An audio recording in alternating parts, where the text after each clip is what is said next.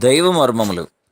సహోదరుడు భక్త సింగ్ గారి అనుభవంలో దేవుడు ఆయనకు బయలుపరిచిన దైవ మర్మములు. ఏప్రిల్ 16. దేవుని వాక్యము ప్రబలమై శిష్యుల సంఖ్య యెరూషలేములో బహుగా విస్తరించెను. మరియు యాజకులలో అనేకులు విశ్వాసమునకు లోబడిరి. అపొస్తలుల కార్యములు 6:7. అపవాది యొక్క ఎదిరింపుల నుండి మొదటి విశ్వాసులను రక్షించిన 4 లంగరులవి.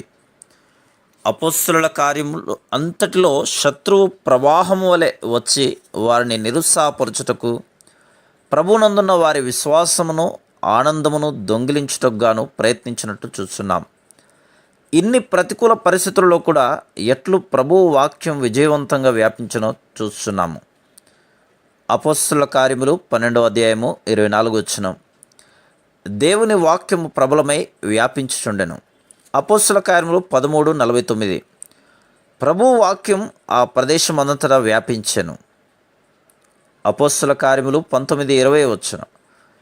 ఇంత ప్రభావముతో ప్రభువు వాక్యం ప్రబలమై వ్యాపించెను. అపొస్తలుల కార్యములు 16:5.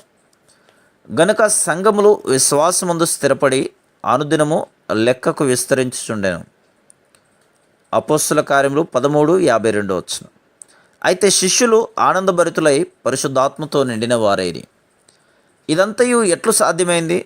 మొదట ప్రభువు వారికి అనుగ్రహించిన 4 లంగరుల ద్వారా మాత్రమేనని నా విశ్వాసము. ఆ దినములలో పరిశుద్ధ గ్రంథమును బోధించు పాఠశాలలు కానీ కళాశాలలు కానీ లేవు. విశ్వాసము ద్వారా పరిశుద్ధాత్మ వలన వారు స్థిరపరచబడిరి.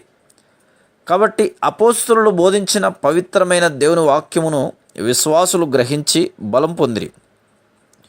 తమ స్వంత జ్ఞానంపైన కానీ యోగ్యతలపైన కానీ అపోస్తలులు ఆధారపడలేదు. వారు దేవుని చేత బోధింపబడిన వారై పరిశుద్ధాత్మతో నింపబడి అభిషేకింపబడిన వారు. ఆత్మ నడిపించిన కొలది వారు మిశ్రితము లేని పవిత్రమైన వాక్యమును బోధించిరి. వారు సహవాసమునందుండిరి.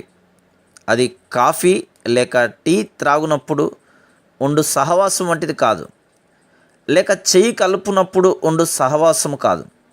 అనేక సార్లు ఆదివారం ఒకరినొకరు చెయ్యి కలుపుటతోనే మన సహవాసము ఆగిపోచున్నది. అయితే అది విశ్వాసులు సహవాసం యొక్క శక్తిని గుర్తెరిగిరి. ప్రభువు నుండి ఏం పొందిరో దానిని ఇతరులతో పంచుకున్నట కొరకై సాధ్యమైనన్ని సార్లు వారు కలుసుకునిరి. Praise the lord.